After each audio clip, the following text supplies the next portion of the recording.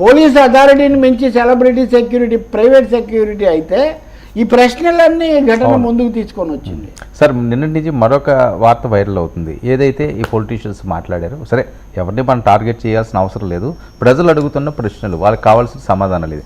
ఎవరైతే I of the storm అంటారు, తుఫానుకు బిందు ఒకటి ఉంటుంది. సో ఎవరైతే ఉంటారో వాళ్ళ దగ్గరే ఉంటుంది. అంటే ఏదైతే రాజకీయ నాయకులు ఈ రోజు మాట్లాడుతున్నారో, అల్లు అర్జున్ లేకపోతే ఇంకో సినిమా వాళ్ళను ఈ రకంగా టార్గెట్ చేసేవాళ్ళు, ఏదైనా ఒక విపత్తు వచ్చినప్పుడు, కష్టం వచ్చినప్పుడు లక్షలాది రూపాయలు ఇదే యాక్ట్లో డొనేషన్లు ఇస్తున్నారు. కరోనా టైంలో చిరంజీవి గారు లాంటి వాళ్ళు ఎంతో సేవ చేశారు. ఏ రాజకీయ నాయకుడు ఏ తుఫాన్లు వచ్చినప్పుడో ఏ వచ్చినప్పుడో ప్రజల ముందుకు వచ్చారు. ప్రతి వాళ్ళు కూడా వాళ్ళనే టార్గెట్ చేస్తున్నారు, సినిమా వాళ్ళనే మధ్యగా చూపిస్తున్నారు అని చెప్పి మరొక వాదన వస్తుంది. అల్లు అర్జున్ కూడా చాలాసార్లు ఇలాంటి వాటి మీద డబ్బులు ఇచ్చాడు. ఉదూద్దు వచ్చినప్పుడు లేకపోతే ఇంకో తుఫాన్ వచ్చినప్పుడు ఏమైనా విధ్వంసాలు జరిగినప్పుడు మేము ఉన్నామన్న భరోసా సినిమా వాళ్ళు ఇస్తున్నారు కదా. ఏ రాజకీయ నాయకులు ఇచ్చారు? వీళ్ళకి ఆ అర్హత లేదా? ఓ చర్చ ఓ థియేటర్ దగ్గర జరిగిన ఘటన, దాని పట్ల ఎలా వ్యవహరించాలి, ఎలా జాగ్రత్త పడాలి అనేది తప్ప పాలిటిక్స్ వర్సెస్ సినిమా కాదు. ముందు అది చర్చ దారి తప్పించడం మొదటి పొరపాటు. రెండవది, ఇంతమంది హీరోలు రాజకీయాల్లోకి వచ్చాక ఇప్పుడు రాజకీయాలకు సినిమాకు మధ్యలో పెద్ద గీతం లేదు.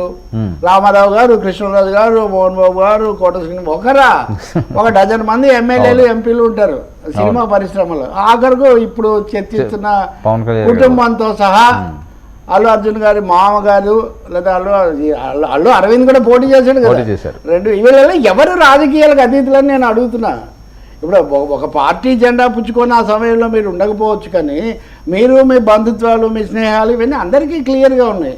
ఇంకా రెండో విషయం అండి, ఏదైనా బాధ వచ్చినప్పుడు దానం, విరాళం ఇవ్వడము, సహాయం చేయడము ఎవరి స్థాయిలో వాళ్ళు చేస్తారు, ఉడత భక్తి అన్నట్టుగా. దానికి ఎవరు ఎక్కువ ఇచ్చారో ఆ విధంగా చెప్పాలంటే, ఉన్నమాట చెప్పాలంటే, ఇంతవరకు తెలుగులో అందరికంటే ఎక్కువ సాయం చేసింది పవన్ కళ్యాణ్. అవును, ఆయన ఇప్పుడు ఏ పార్టీలోనూ ఉండొచ్చు, ఏ కూటమిలో ఉండొచ్చు, ఏ సందర్భం లేకపోయినా ఆయన నిజానికి వీళ్ళందరికంటే రిచ్ కాదు. అవును, నాకు తెలిసి పవన్ కళ్యాణ్ కంటే చిరంజీవి గారు, అరవింద్ చాలా రిచ్ అయింటాడు.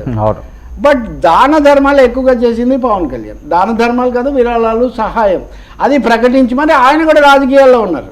కాబట్టి పవన్ కళ్యాణ్ కేవలం పవర్ స్టార్ అని, కేవలం లేకపోతే డిప్యూటీ చీఫ్ మినిస్టర్ అనే రెండు లక్షణాలు ఉన్నాయి.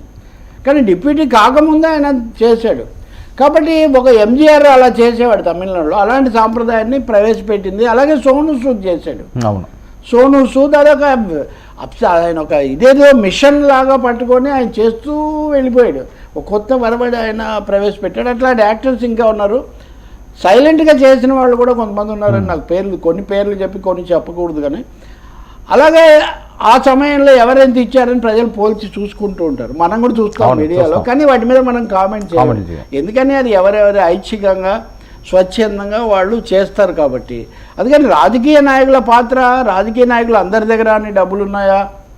ఇప్పుడు ఉదాహరణగా ఆంధ్రప్రదేశ్లోనే పవన్ వర్సెస్ జగన్ అనేప్పుడు చర్చ జరిపేవాళ్ళు. రామారావు గారు ఎందుకు రామారావు గారిని తుఫాను బాధితులకు మీరు ఏమి ఇచ్చారని మా మిత్రుడు సురేష్ అడిగితే ఇవ్వడానికి ఏముంది బూడిద అన్నాడు ఆయన. అదో పెద్ద డైలాగ్ అయిపోయింది. అప్పుడు నేను చెప్తుంది ఆయా సందర్భాలు, వ్యక్తులు దాని మీద ఆధారపడి ఉంటుంది. రామారావు గారే విరాళాలు వసూలు చేసి ఇచ్చారని పేరు కూడా ఉంది కదా. కాబట్టి రాజకీయ నాయకులతో సినిమా వాళ్ళు పెట్టుకోవడం అంత అది అవసరము కాదు, అది శ్రేయస్కరం కూడా కాదు. ఇద్దరు బాధ్యతగా ఉండాలి. బట్ రాజకీయ నాయకులు చట్టరీత్యా సామాజికంగా ఎక్కువగా అందే విధంగా చేయాల్సిన బాధ్యత. ఇంకోటి, సినిమా వాళ్ళు ఇచ్చిన దాన్ని మళ్ళీ అమలు చేసి చేర్చాల్సింది రాజకీయ నాయకులే, మళ్ళీ రాజకీయ పార్టీలు, ప్రభుత్వాలు. కాబట్టి కానీ ఇక్కడ ముఖ్యమైనది ఏంటంటే బాధ్యతగా వ్యవహరించటము, నిజాలనే తికమక పరచకుండా చూడటము.